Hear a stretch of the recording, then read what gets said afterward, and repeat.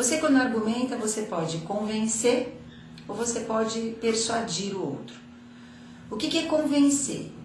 Convencer é fazer o outro... Tanto em convencimento quanto em persuasão, você vai fazer com que o outro faça alguma coisa em relação ao seu desejo. Mas, no convencimento, o outro, ele se entrega, ele entra na sua ideia, ele aceita, ele acata. Então, por exemplo, num roubo, quando você é convencido a participar do crime junto com o ladrão, você é convencido, você acredita que aquilo que você vai estar fazendo é certo. No convencimento existe a crença, né? As igrejas, elas convencem os fiéis. O político, ele convence o eleitor. A persuasão não é um convencimento, não existe crença. Na persuasão existe o medo, existe a imposição. Então você, num crime, no exemplo que eu dei do assalto, quando você é persuadido a fazer, você não faz porque você está crendo, mas você faz porque está sendo imposto, está sendo coagido. Então você vai participar do assalto porque você está com medo. Você é sequestrado, sequestro relâmpago, ou seja o que for, né? A igreja, ela também usa a persuasão. Ela convence pela palavra, quando ela diz a Bíblia, e o fiel se convence, diz, vou dar o dízimo, porque o dízimo é importante para a igreja.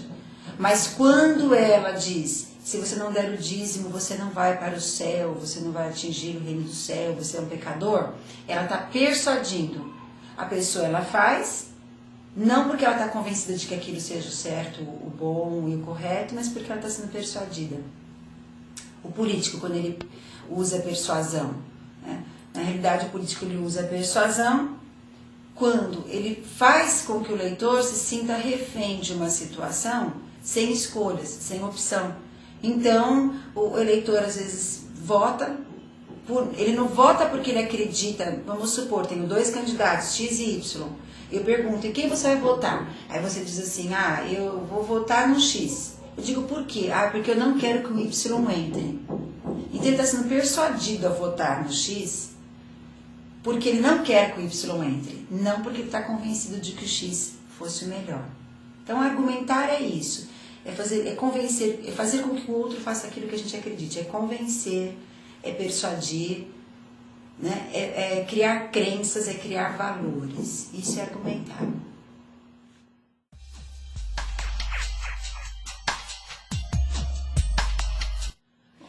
Para fazer a argumentação, você pode usar 4 maneiras. São 4 modos. A gente chama de modalidades de manipulação. Apesar da palavra manipular ter um sentido pejorativo nos meios, as pessoas dizem manipular e enxergam como uma coisa negativa, não. Manipular é fazer com as mãos, é moldar, né? E nem sempre isso é negativo. São 4, tentação, sedução, provocação e intimidação. Na tentação e na sedução, eu uso os aspectos positivos. Eu estou no polo positivo da modalidade de manipulação. Na provocação e na intimidação, no modo negativo. Eu estou no polo negativo de manipulação. Bom, o que é tentação? A tentação é quando eu ofereço para o meu manipulado, eu manipulador ofereço para o meu manipulado um objeto de valor positivo. Por exemplo, a criança não quer comer, eu digo para a criança assim, come, olha, quando você comer, se você comer tudo, eu vou te dar a sobremesa, eu vou te dar o doce. Veja bem, tem que ser um objeto de valor positivo ou manipulado. Drogado, por exemplo, o objeto de valor positivo para o viciado é a droga. E não vai ser o pirulito. O objeto de valor positivo para um empresário é o dinheiro. Então a gente oferece objeto de valor positivo para conseguir com que o outro faça aquilo que eu desejo. Na sedução, eu vou fazer diferente. Eu vou atribuir ao outro um juízo de valor positivo. Eu vou fazer com que o outro se sinta o máximo. Enquanto na tentação eu mexo com a ambição, Na sedução eu mexo com a vaidade, com o ego. Então eu vou dizer assim para o outro: nossa, você é muito inteligente, por isso que você vai ser capaz. No exemplo da criança, na tentação eu ofereço doce, na sedução eu digo assim para a criança: ah, porque você é um mocinho, já é grande, eu tenho certeza de que você vai comer tudo. Né? Eu mexo com a vaidade. No caso de uma sala de aula para os alunos, eu digo: nossa, essa é a melhor sala que eu tenho. Esses alunos são demais. Vocês são show de bola, vocês têm bom desempenho. Então eu vou estar usando a sedução.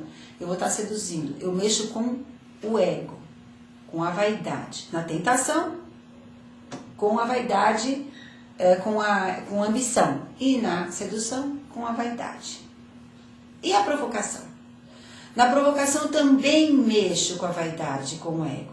Só que ao invés de eu estimular a autoestima, eu trabalho com a autoestima, mas baixando a estima. Eu provoco.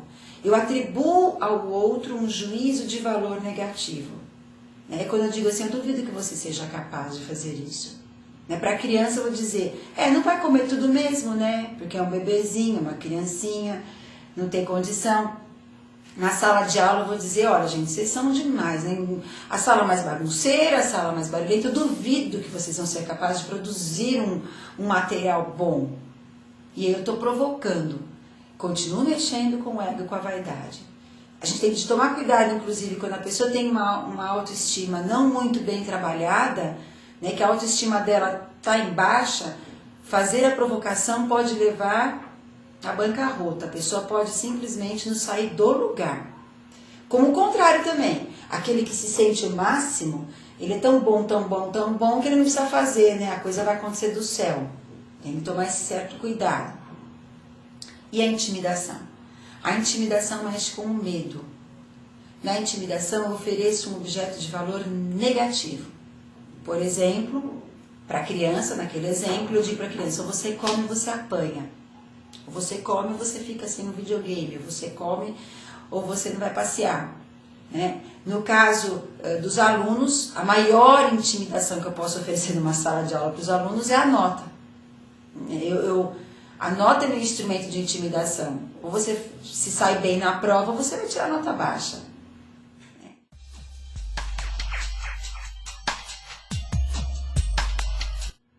O objetivo nosso ao montar, né, esse vídeo, ao falar com vocês sobre argumentação, ele vai além de simplesmente informar que existem modalidades, que existem modos. Ele foi além de dizer para você assim: olha, você pode convencer o outro de alguma forma.